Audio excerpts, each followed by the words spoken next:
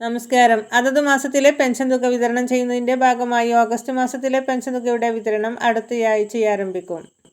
അതോടൊപ്പം തന്നെ സെപ്റ്റംബർ മാസത്തിലെ പെൻഷൻ തുക ഗുണഭോക്താക്കളുടെ അക്കൗണ്ടുകളിലേക്കും കൈകളിലേക്കും 4800 രൂപ വരെ എത്തിച്ചേരും എന്നതിനുള്ള അറിയിപ്പുകളാണ് പുറത്തുവരുന്നത്.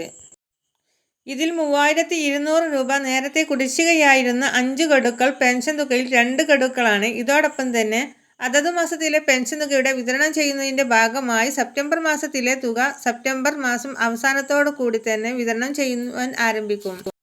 ഓണക്കാലത്തോടനുബന്ധിച്ചുള്ള മറ്റു ചിലവുകളെല്ലാം വെട്ടിച്ചുരുക്കി പെൻഷൻ തുക കുടിശ്ശികയടക്കം വിതരണം ചെയ്യുമെന്ന് സംസ്ഥാന സർക്കാർ നേരത്തെ തന്നെ പ്രഖ്യാപിച്ചതാണ്.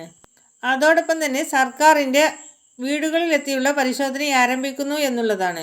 അർഹതയുള്ളവർക്ക് മാത്രം ആനുകൂല്യങ്ങൾ നൽകിയാൽ മതി എന്നുള്ള തീരുമാനത്തിലാണ് സർക്കാർ ഇപ്പോൾ പ്രവേശിക്കുന്നത്. ഈ സാഹചര്യത്തിൽ നിരവധി പേർ പെൻഷൻ പട്ടികയിൽ നിന്നും പുറത്താവും. ഇതിനായി പല മാനദണ്ഡങ്ങളും പരിശോധനയ്ക്ക് വിധേയമാക്കുന്നുണ്ട്. ഇതിനെ സംബന്ധിച്ചുള്ള സുപ്രധാന തീരുമാനമാണ് സർക്കാരിന്റെ ഭാഗത്തു നിന്നും ഇപ്പോൾ പുറത്തു വന്നിരിക്കുന്നത്.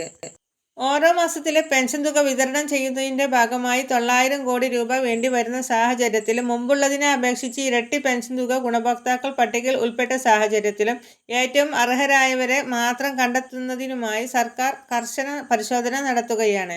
അനർഹരായ നിരവധി ആളുകളെ പെൻഷൻ തുകയിൽ നിന്ന് ഉൾപ്പെടുത്തിയിട്ടുണ്ട് എന്ന പരാതിയുടെ അടിസ്ഥാനത്തിലാണ് ഏറ്റവും പുതിയ വിതരണ ലിസ്റ്റ് തയ്യാറാക്കിയിട്ടുള്ളത്. അനർഹരായ ആളുകൾക്ക് കൈപ്പറ്റുന്നതിനെ സംബന്ധിച്ച് തന്നെ നിരവധി പരാതികളാണ് നിരവധി തദ്ദേശ സ്വയംഭരണ സ്ഥാപനങ്ങൾ കെട്ടിക്കിടക്കുന്നത്. അതിൻ്റെ പശ്ചാത്തലത്തിൽ പരാതി വന്നിട്ടുള്ള വീടുകളിൽ ആദ്യഘട്ടവും അതിന് ശേഷം സർക്കാരിൻ്റെ അറിയിപ്പ് വന്നതനുസരിച്ച് മറ്റുള്ള വീടുകളിലും നടത്തുന്നതായിരിക്കും.